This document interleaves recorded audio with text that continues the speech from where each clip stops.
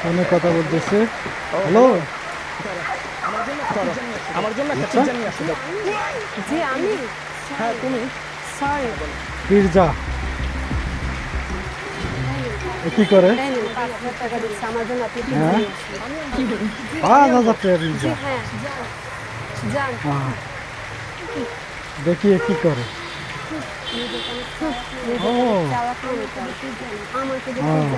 Pizza যাও না, নিজেকে পিজ্জা এ নিজেকে, আমি হ্যাঁ, কোন চালাক নাকি? এ নিজেকে খুব চালাক মনে করতেছে। A few moments কতক্ষণ later. হইলো?